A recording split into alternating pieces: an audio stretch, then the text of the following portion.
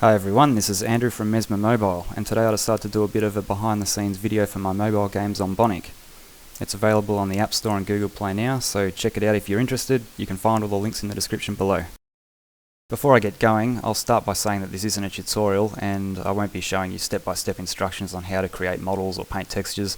It's really more of an overview of the process that I took. In this video I'll be focusing on character development. This video might be of interest to you if you're wondering what goes into making a real-time character, or maybe if you're developing your own character and wanting to compare workflow. The tools that I'm currently using to create my art assets are Blender, Photoshop, ZBrush and Xnormal, although there are a range of alternative solutions out there that you can use. So in this video I decided to demonstrate the process that I took to model my player character. Here he is now. I called him a Plaguefinder and he hunts the undead. His appearance is pretty much like a cross between a plague doctor and a witch hunter, like the Witchfinder General if you've heard of him. He's also got a bit of a mad scientist thing going on. I'd like to mention before starting that if you're working on something complicated or something that you're going to be spending a lot of time on and you're not using any version control software, that it's always a good idea to do incremental saves of your work as you go. So like character 01, character 02, character 03, you want to do this so that if you muck something up along the way or your file gets corrupted somehow, you can go back to a previous version. Another upside is, in this case, I can go back through each file that I've made and show you a bit of a time-lapse of how I began constructing my character. So to start out, I modelled a plain human male in Blender that I can use as a foundation for whatever character I want to start working on. And remember, this isn't a tutorial, so I'm not going to go through every step on how to make a generic human. Anyway, using this base as a guide, I can start modelling bits and pieces over the top of it. Now this is the high detail version of the model that I'm showing here, and it won't be used in the actual game. The polygon count is way too high, but what we can do is project the information from this model onto a lower detail model which will then be able to run in the game. For those unfamiliar with this technique, this is called normal mapping. Basically it allows you to fake all the extra detail, which I'll get into soon. So that's about it for the high detail model. Once that's done, work can start on the model that will actually be used in the game. Both models will need to occupy the same space so that the information from the high detail model can be accurately projected onto the low detail one later. What I like to do is build the low detail model right over the top of the high detail one, basically tracing it so it's as close as possible. When this is done, a UV map also needs to be set up to handle the textures. And this is what the Plaguefinder's UV map looks like. If you've ever messed around in your game folders or played around with mods, you would probably call this a skin. Basically, you're opening up your 3D model, laying it flat on a 2D surface, and that will allow you to paint on it. And that's basically the finished character in Blender. The next step is to bring the high detail model into ZBrush and paint in all the finer details.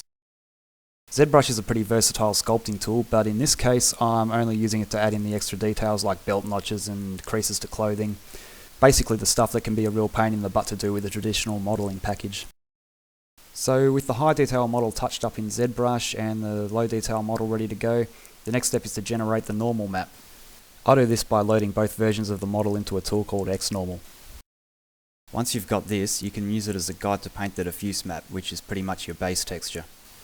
Because parts of the character need to glow, I also painted an emissive map.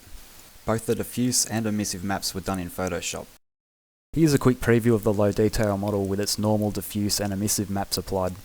This is running in the Xnormal 3D viewer with an orbiting point light so I can demonstrate how the normal map fakes the extra features from the high detail model, and also how it reacts to the position of the light source. Just to accentuate the usefulness of normal maps, here's what it looks like without the normal map. Not quite as nice.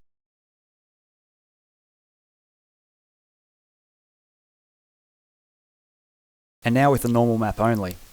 You can see how the normal map imitates the features from the high detail model.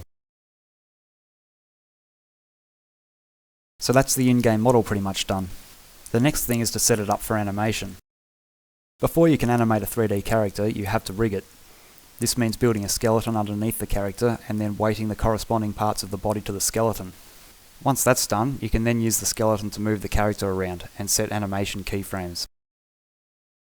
The player character doesn't actually need many animations since Zombonic is played in first person. Next I'll show you how the character is used in the game. Here he is running in the Unity engine with some scenery and a better light setup. He's got his diffuse, normal and emissive map on. The emissive map you can change the colour to whatever you want. I like green. And he is playing his animations.